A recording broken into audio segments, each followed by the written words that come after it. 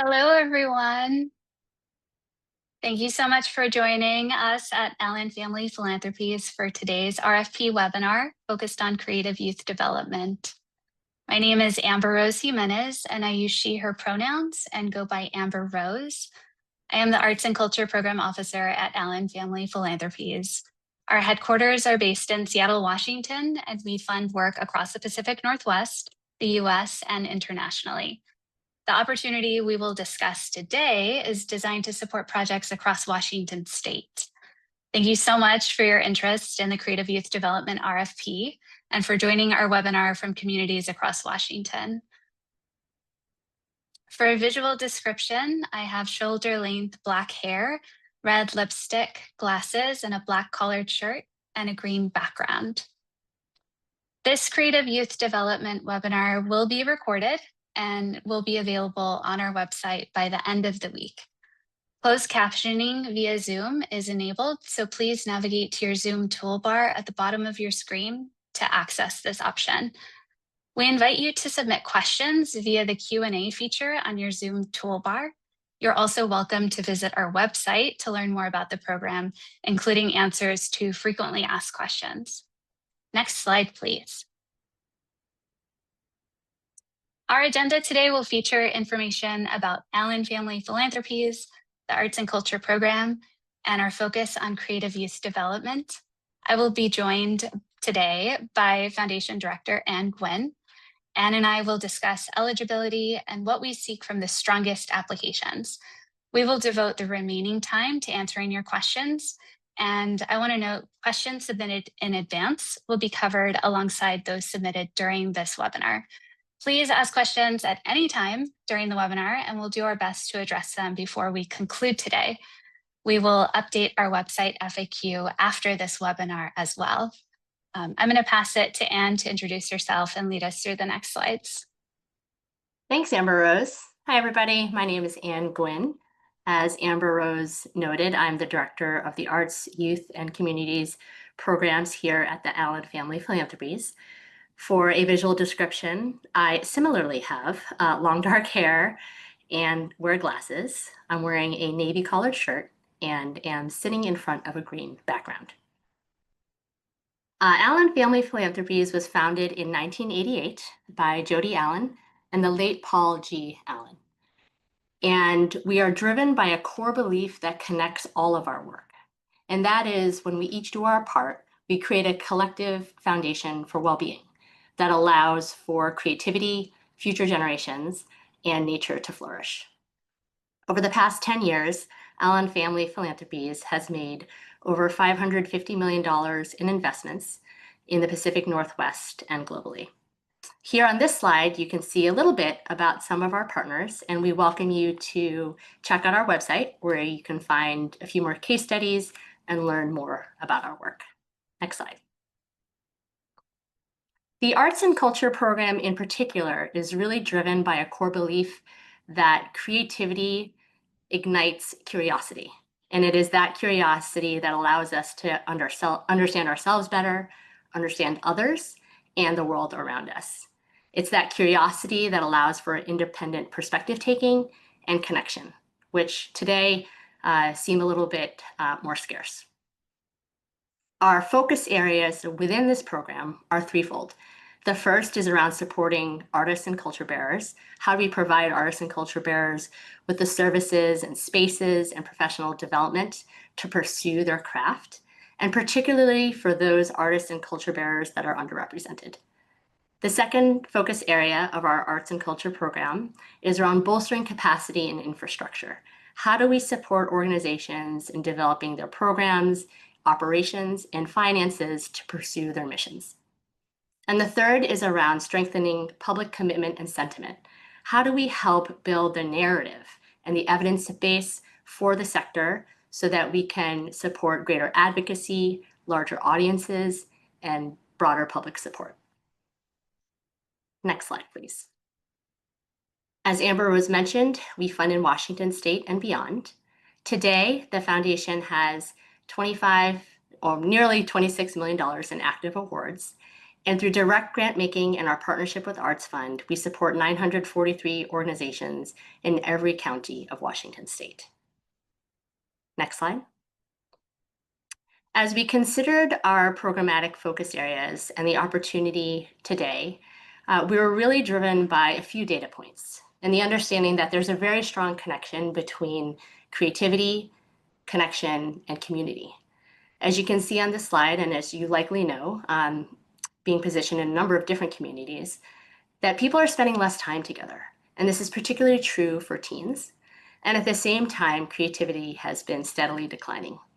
We believe this is a real challenge and a real barrier to opportunity, to creativity, and to connection in communities across our state.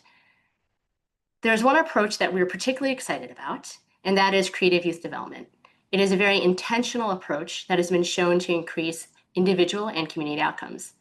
It's different from traditional arts education in that it's not just about developing creative and artistic skill, but also about developing a broader set of lifelong and leadership skills and applying them to service in communities.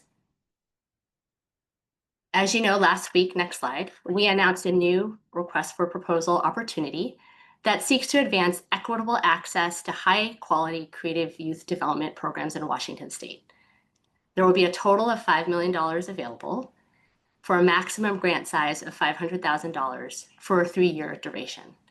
We're looking for existing programs, that is programs that have been operating for at least 3 years, that serve youth in Washington state ages 13 to 26. I'm now going to turn it over to Amber Rose to speak more about eligibility and what we're looking for. And the RFP purpose is to advance equitable access to high-quality creative youth development programs for youth ages 13 to 26, and organizations that satisfy all of the following minimum requirements are eligible to submit an LOI for this creative youth development opportunity. I want to note that we use the terms letter of interest, LOI, and applications interchangeably throughout the webinar, and they all mean the same thing. It's your vehicle to apply to this program at this time. Allen Family Philanthropies will prioritize projects in 2 ways: programs that are led by teaching artists and programs operating outside of King County and within Washington state. We have a special interest in supporting youth access within communities that are below 50% on the SMU Data Arts Cultural Vibrancy Index. And we encourage you to familiarize yourself with the opportunity by reviewing the website materials and contacting our team with any questions or concerns. Eligibility questions are also listed within the LOI application in our Flex Grants portal. If you have any more questions about eligibility, you do have a few options. First, review the FAQ section on our website. You can also submit a question now via Zoom using the Q&A feature, or you can email your question to our team before the November 19th application deadline. Next slide, please. So I want to talk about ineligible applicants. The foundation is unable to accept LOIs from applicants who represent the following. The first is school-based programs that are operating during school time. The second is academic institutions. The third is for programs that are relatively new or that haven't begun yet. So programs that have operated for less than 3 years are also ineligible. Finally, programs that offer individual private student instruction are not eligible for this opportunity. Next slide, please. So what we're looking for, all LOIs will be reviewed for eligibility and for the potential to advance the goals of this RFP. We do anticipate a high volume of LOI submissions, and the strongest applicants will be those who demonstrate an ability to meet the following strong criteria. I want to note this slide and the next one represent the 5 dimensions of our criteria. What you will see listed here represents the strongest elements possible, not the minimum possible. So we recognize there's a range and just wanted to start with the strongest.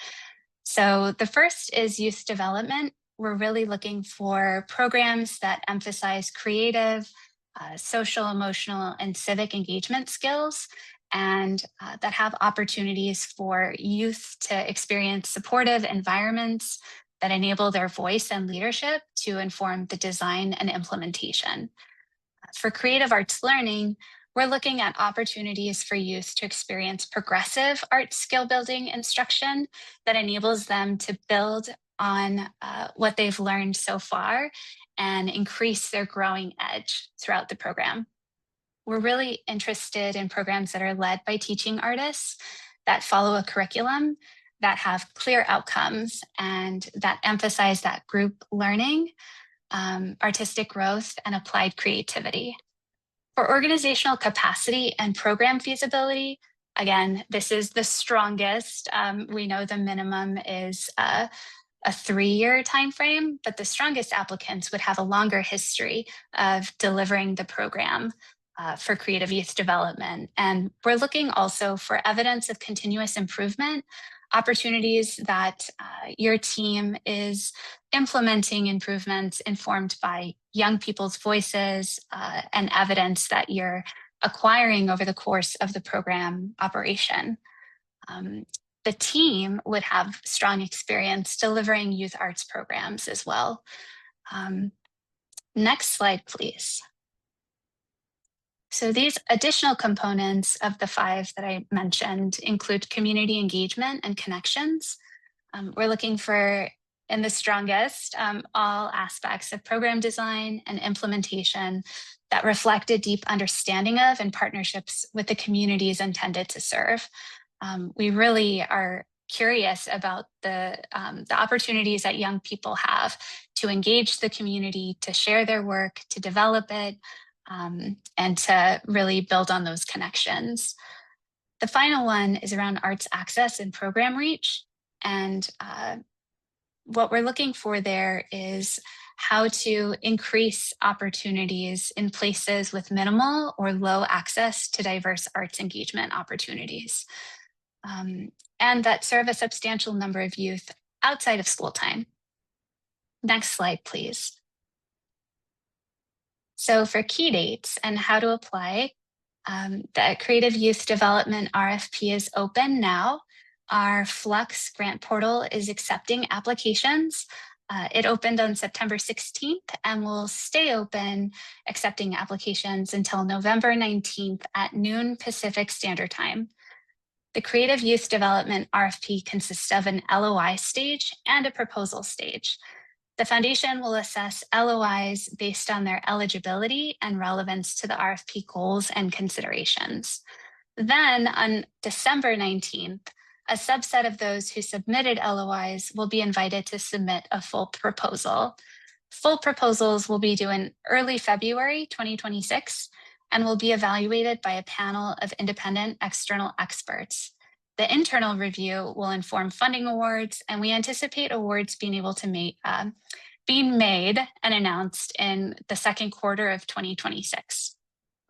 At this stage of the process today, we invite you to visit our website, allenphilanthropies.org, to access the LOI application and information about the Creative Youth Development RFP.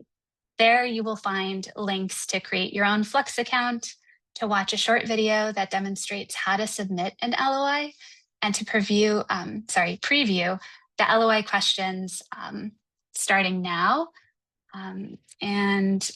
This link here on the slide will also take you directly to the grant portal. Next slide, please. So Anne and I will now begin to answer questions submitted in advance before moving on to questions submitted during today's webinar. As a reminder, if you have a question you'd like to ask today, please enter it in the Q&A section. There's some instructions here if you need it. I want to thank anyone and everyone who shared your thoughtful questions with us in advance. We're going to get started on some of those, and I just want to invite Anne to kick us off with the first question. Thanks, Ambrose. All right, the first question we have is, I would love to learn more about the geographic focus and other priorities of this grant opportunity. This RFP opportunity is focused on Washington State and organizations serving youth in all any Washington state county are eligible to apply. The purpose of the RFP is to advance access to high quality creative youth development programs for youth ages 13 to 26. Next question, is Clallam County eligible? Yes, all counties in Washington state, including Clallam County, are eligible to apply. The next question is, I saw that programs outside of King County will be prioritized. Is it possible for King County organizations to be funded? Yes, it is possible for King County's programs to be funded. Will you be accepting applications from organizations based outside of Washington, but who do Washington work or who have a Washington chapter? Applicants based outside of Washington or that have a Washington chapter will be considered as long as they meet the eligibility requirements for the RFP, such as the duration the program has been in existence. Ambrose? Yeah, I'll read a couple of questions now. Our organization offers in-school programming, but we do not conduct field trips or provide arts learning opportunities outside of the school day. Based on the guidelines listed on your website, are we eligible to apply? So the RFP is designed to support programs that operate outside of school time, and we do not fund, through this project, we do not anticipate funding traditional public arts education. Because this question says that the organization does not offer programs outside of the school day, this program is ineligible for the RFP. The next question is, we offer in-school programming. Would this disqualify us from applying? However, we do not take school students on field trips. So this RFP is designed to support programs that operate outside of school time. It would disqualify you from applying if your program is happening in school. The next question, if our current program includes partnership with local art studios, can we use funds to pay those studios for use fees? This RFP welcomes partnerships and collaborations with one organization as the lead applicant. Funds may certainly be used for studio fees in this case. The next question is, what is a teaching artist? A teaching artist is a professional artist who works as a community arts educator and as a practicing artist. Teaching artists also have experience developing and delivering arts curriculum for youth. I think we should begin to alternate Q&A, Anne. So I want to invite you to answer the next question. Great, and keep the questions coming. What is the Cultural Vibrancy Index? Since 2012, SMU Data Arts, which is a data and research organization focused on arts and culture generally in the US, has been analyzing what makes a community vibrant. The index is comprised of 13 unique measures that cover various aspects of supply and demand and public support for arts and culture, and are adjusted for cost of living and population differences among communities across the United States. If you'd like to learn more about the methodology of the Vibrancy Index, we suggest you visit SMU Data Arts' website, and it'll share a little bit more about how that index is calculated, including the metrics and data sources that are used.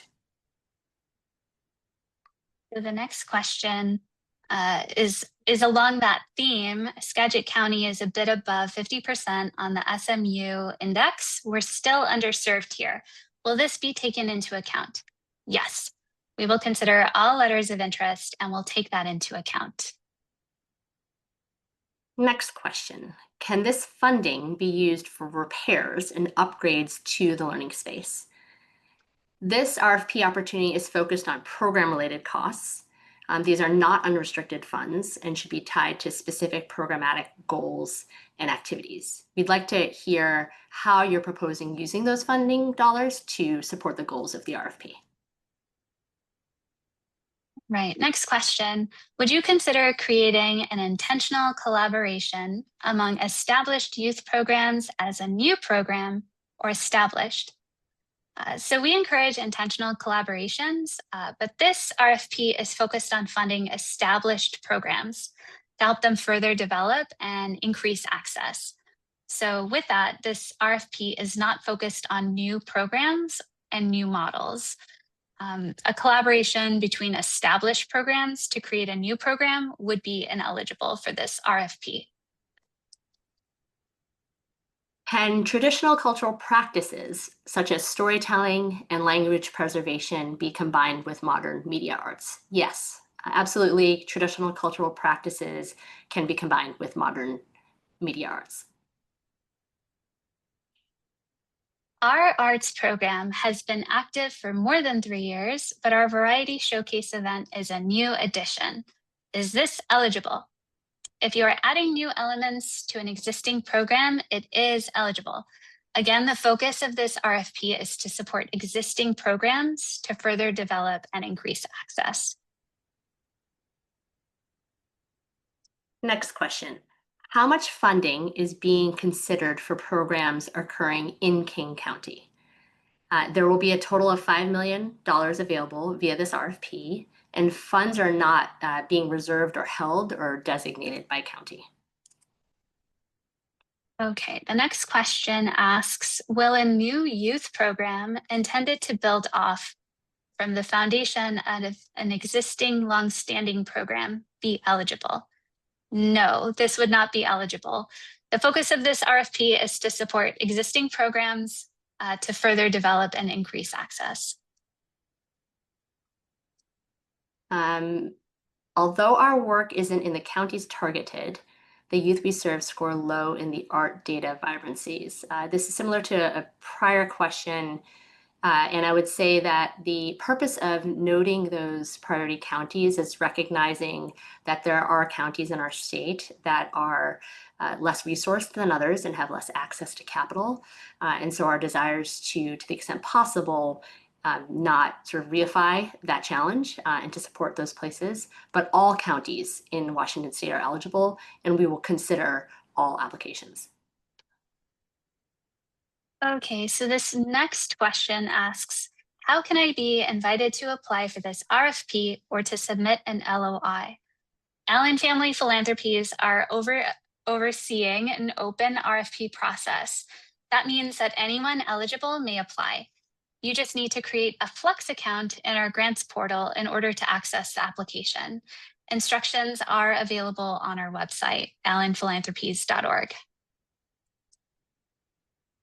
Next question. When is the next application deadline for the Mobilizing Young Leaders Across Washington State program?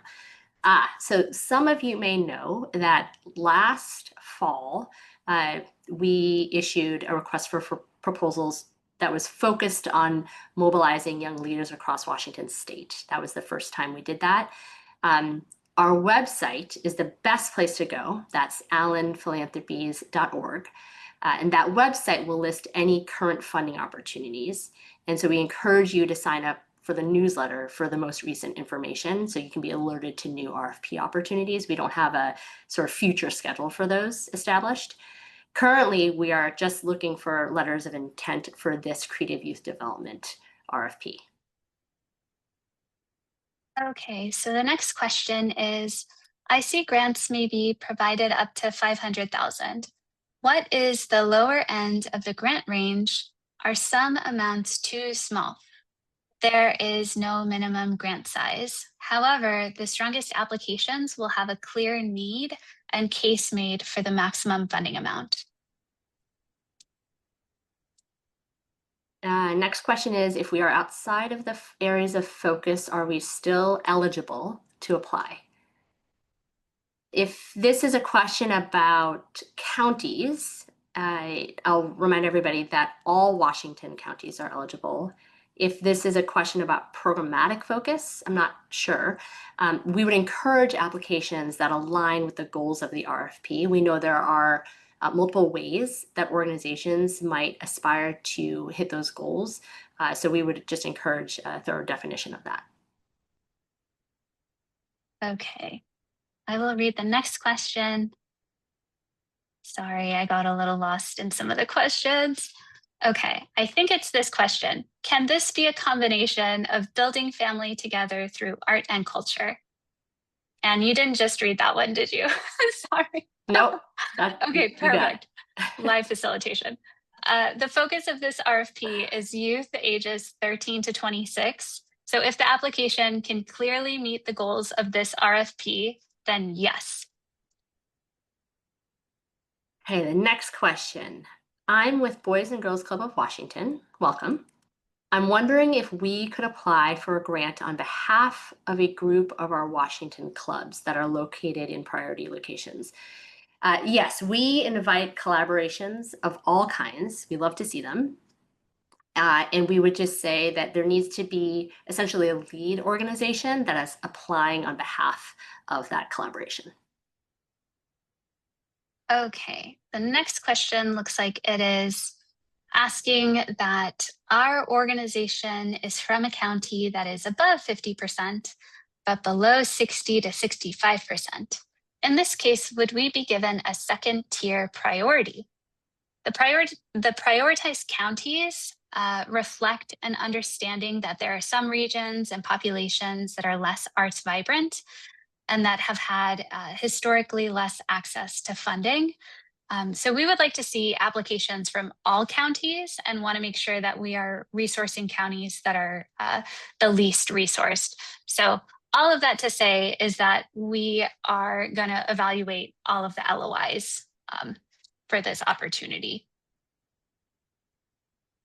The next question is, would a tribal elder who is fluent in Salish and teaching the language to youth through full immersion instruction and cultural practices be considered a, quote, teaching artist?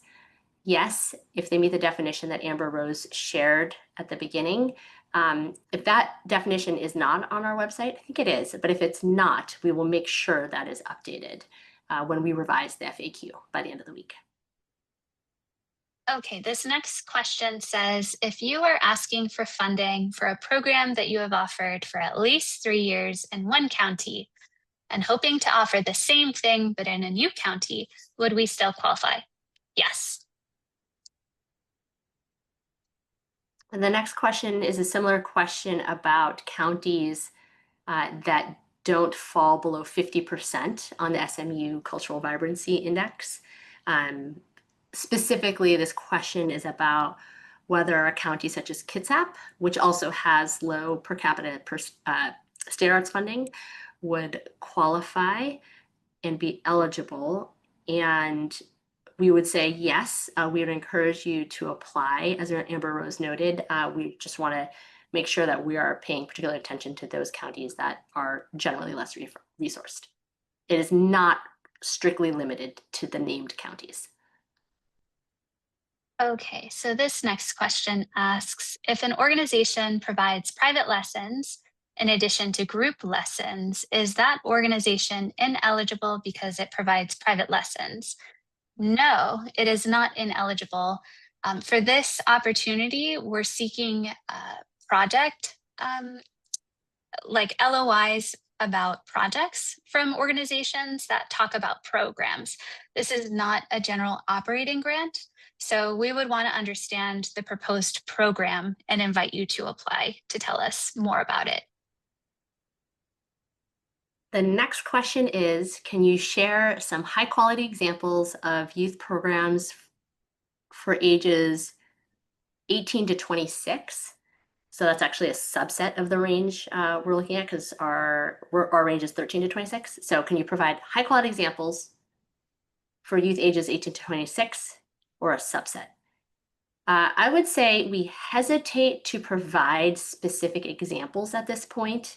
In our experience, that has actually limited the applications as folks try to communicate in ways that align with those examples. And we would really strongly encourage organizations to review the criteria that Amber Rose mentioned. There are 5.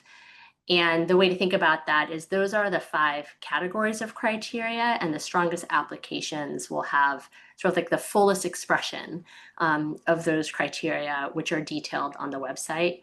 We really don't want to specify particular examples because we don't want to limit the range of approaches that organizations may present. We know there's a lot of really interesting opportunities out there and would love to hear about it. Okay. Anne, I'm going to take a question that currently is for you, but I'm going to take it. Can programs include ages older but not as high as 18 to 26? We are specifically looking for that range of 13 to 26-year-olds. So if you serve young people in that span, your program is eligible, and we invite you to submit an LOI. Thanks, Ambrose. One of the questions here, and there are a few questions that have been peppered about this around like specific disciplines in the definition of arts and culture and creativity. We are going to update the website, and I believe there may be a definition there that includes that, as opposed to answering specific questions at this point around specific disciplines. So we encourage you to refer to the website for that. Okay. This next question is asking about, or I quote, some of our creative songwriting programs involve us working with youth in Harbor Heights, Green Hill, and Echo Glen. Because we are working in these facilities, does this make us ineligible in any way? If your programs are operating within Washington State, they serve youth ages 13 to 26 and meet other criteria, they would be eligible. The next question is, can this grant support a project that is in motion? Yes, it can. Okay, this next question, are programs that allow teens to get school credit for internships eligible? I guess I have some curiosity around what the program exactly would be that would be submitted in this opportunity, because internships might be a bit more broad than what we're looking for in this creative youth development opportunity. It's hard for us to answer that without more information. So I would invite you to actually email the team to share a little bit more. Thank you. This next question is regarding nonprofit years of operation. What is the specific start date that would place this org within the timing? I think this actually relates a little bit to the last question answered, which is it okay if a project is already in motion? And so you know your work best, and however you propose your start date for your work probably aligns with your needs. And we would say that the goal is that your work will have been in operation and that program will have been in operation for 3 years on the start date of your proposed grant-funded work. And that really is because, as Ambrose noted earlier, the purpose of this RFP is really to further invest in and develop and grow access to programs that are already existing with youth and that have some track record behind them, as opposed to sparking new innovative programs and models. Okay, I am going to read the next one, which is the youth development just related to arts and culture, or is civic engagement and education included? So what we're looking to support are programs that offer youth access to high quality arts and culture, artistic skill building opportunities. And we are looking for evidence of civic engagement as being part of what that opportunity includes. But we're looking specifically for artistic skills to be present in the learning component of what this RFP focuses. Okay, I think I'm gonna add a point to the previous question I answered and then answer another question. Okay, so the question is around, our program has been running for 6 years, but only in Washington for a year. We would like to see proposals from organizations that have been operating in Washington State for the 3-year minimum. The other question I was going to answer is, our organization serves children ages 5 to 18. Would a program that serves teenagers be eligible, even though we don't serve young adults ages 19 to 26? Yes, that is eligible. So I think the point being, this RFP is focused on ages 13 to 26. Your organizations and programs may be serving a broader age range. You may be serving a subset of that age range. We do not expect your work to squarely align and say we only serve young people ages 13 to 26. So if you serve a subset of that, that is very okay, and you are eligible. This next question is somewhat conceptually similar. It's quite the question. If we're a teaching artist-led program that partners with public schools / is housed in school locations, but provides instruction outside of school time, parentheses, summer school, after school, and advanced / evening programs, close parentheses, as well as during the day, would our proposal be eligible if we stipulate that this funding request will be specifically for our out of school time programs? This is also, as Anne said, an opportunity that is focused on a particular age range and a particular segment of the day, out of school time. So, I would invite you to submit an application and tell us more about the program and how you're specifically matching the criteria and meeting the outcomes and the goals of the RFP in the process. The next question is, are we eligible for funding if we have done work over 3 years, but just received our 501c3 status? The answer to that is yes, you are eligible. Okay, this next question asks, will the funding cover capital projects for the program? As in, we would like to expand our program, but are in need of a permanent home / building to handle the expansion. I believe we talked about this earlier. This funding is not to support capital projects. It is only to support programmatic expenses. Oh, it looks like there's a related component. Can these funds be used to buy equipment or vehicles to transport youth participants? I think yes. We want to understand what the program in its entirety is, and there is more detail requested at the proposal stage, but for this LOI, I would say yes, and we invite you to tell us more about what your program is. We're just powering through it, people. Okay, next question. Is there a funding match required for this? If so, what is the amount? There is not a minimum funding match required. As you may imagine, we love to see other committed funding or potential funding, but there's not a requirement. Okay, so this next question asks, will there be a community review team scoring LOIs and/or applications? Yes, we will have an advisory review panel comprised of experts in the field representing creative youth development, teaching artists, researchers.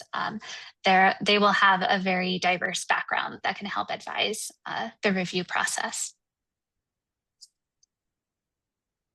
The next question is, my organization runs 3 youth coalitions that have been in existence for over 5 years, but they don't currently have any arts programming focus. Would we be eligible to apply to start arts programming? No. Unfortunately, love what you've been doing. The challenge and opportunity with this particular RFP is this RFP is focused on established creative youth development programs and not starting up new programs. Okay, this next question is asking, in the event our organization were to receive a grant, what can we expect in terms of reporting requirements? And should the project budget accommodate administrative time to meet those requirements? So as far as reporting requirements, we do have a strong value around learning and evaluation.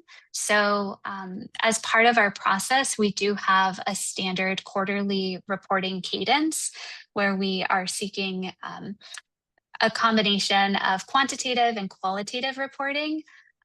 And as such, the project budget should accommodate that administrative time. The next question is about it's about two things. It's about collaboration and it's about how to decide who should take the lead. And about the years. I think we've spoken about the fact that the program in question has to have been in existence and operating for 3 years. So even if it's a new program from established organizations, that would a new program would not be eligible under the definition of this RFP.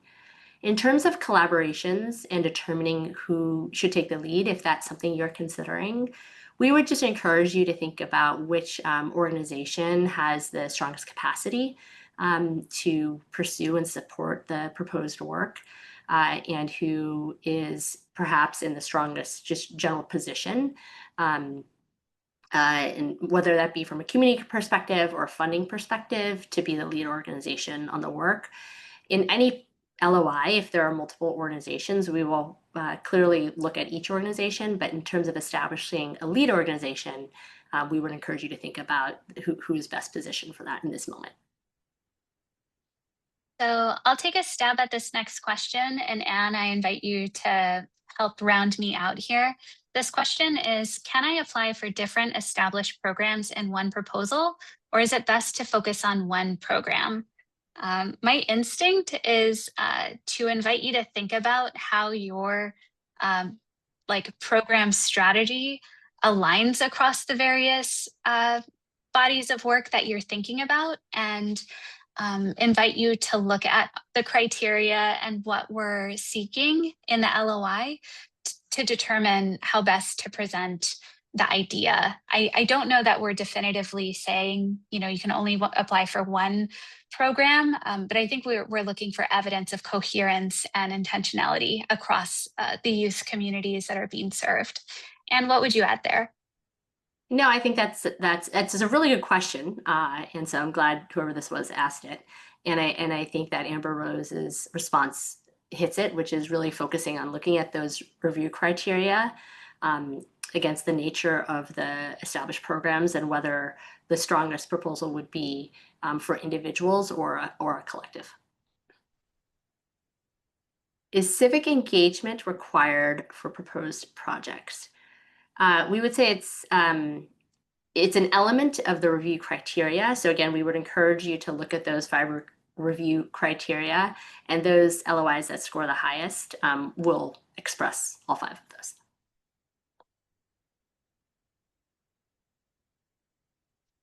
There's a related question there, Anne. Do you want to take it? I'm reading it quickly. Are organizations eligible for funding if their program through civic engagement does not include teaching artists? So again, this RFP is focused on teaching artists being a core element of program delivery. So if teaching artists are engaged, then yes, eligible. If not, ineligible. Thank you. This next question asks, are field trips eligible as long as they take place outside school hours? This one makes me curious, like, what is a field trip? It's somewhat philosophical, but at first glance, perhaps not. If it's associated with a school program, if you're partnering with an academic institution to transport students, it's likely ineligible.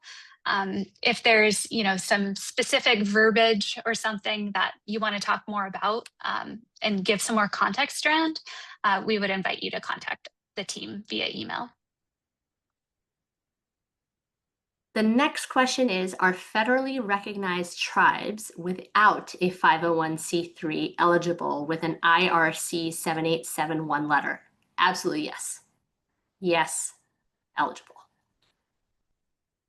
Okay, this next question asks, do RFPs include salaries for teaching artists / directors and staff? I think what's being asked is, are these expenses eligible to include in the budget for the project? The answer is yes, absolutely. The next question is, could funding be used to provide students with stipends to support them during the out-of-school arts programming? The answer is yes, that would be eligible. And in your LOI, it would be helpful to understand how you came to that amount, what the students are being provided a stipend for, and how that aligns with the outcomes you seek for your program. Okay, this next question says, as part of your process, do you provide organizations awarded with technical support with things like reporting or technical support to support the growth of the organization? I think at the highest level, yes. And we're looking at opportunities to support the groups that end up being funded as part of this effort, inviting them into a learning cohort or to provide some opportunity for intentional sort of capacity building. We haven't quite defined what that is, which is why I don't have lots of details. But that's also part of the review process. And where you might see, I believe this is in the LOI process, we inquire about what your current level of sort of measurement, evaluation, and learning practice with the program to better understand how ready you are, to expand or to apply for this opportunity and what supports might be necessary to enable participation.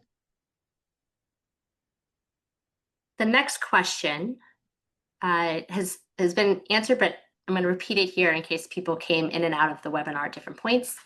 The question is, do programs need to serve only those up to age 26? For example, if we offer programs in which the majority of participants are in the 18 to 26-year-old range, but are open to all adults, would that qualify? So yes, the program, even if it doesn't serve, the program, if it serves a subset of youth ages 13 to 26, is eligible to apply. That said, one of the review criteria includes reach. As you saw at the top of the RFP webinar, one of the goals is really to increase access for young people who are ages 13 to 26. So if your program predominantly serves older adults, for example, we would just ask you to consider whether or not you feel you are going to achieve the goals of the RFP. And so again, would encourage you to look at the review criteria, but again, subsets of that age range are eligible to apply. Okay, this next question asks, I think this question is asking, what if our 501c3 is under our parent organization? Do we need our own? If I'm understanding this question correctly, I believe this is a fiscally sponsored project. And as a fiscally sponsored project, you are eligible to submit an application with your fiscal sponsor.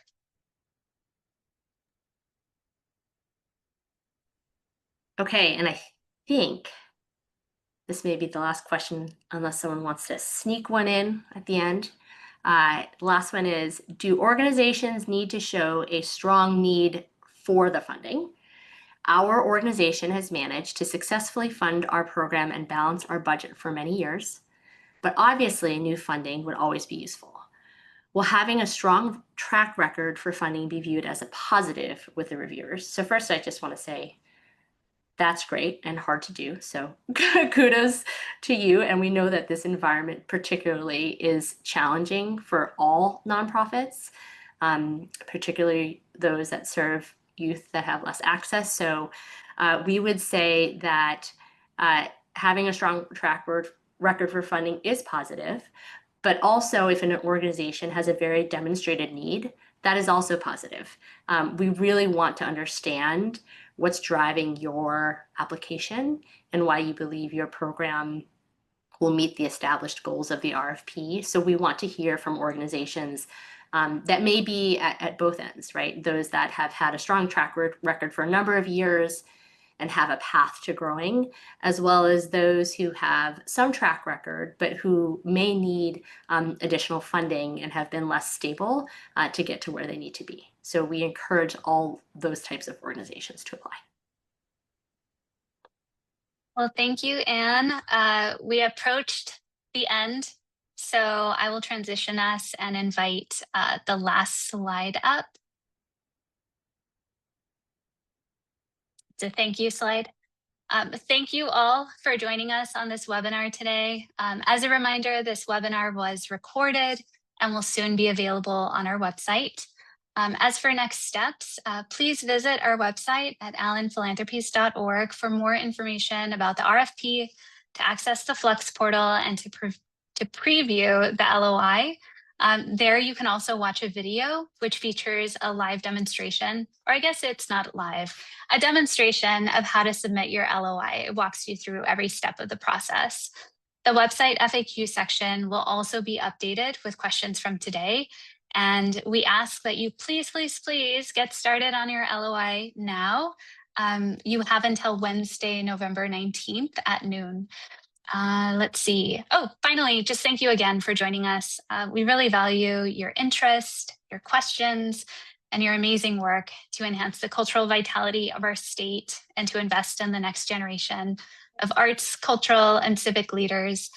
We really look forward to learning more about your work and the youth communities you serve and all that you're doing. Before I close us, Anne, do you have any parting words before we end? Nope, just want to share on behalf of our team our gratitude for you making the time and space for this today, and we look forward to learning more about your work.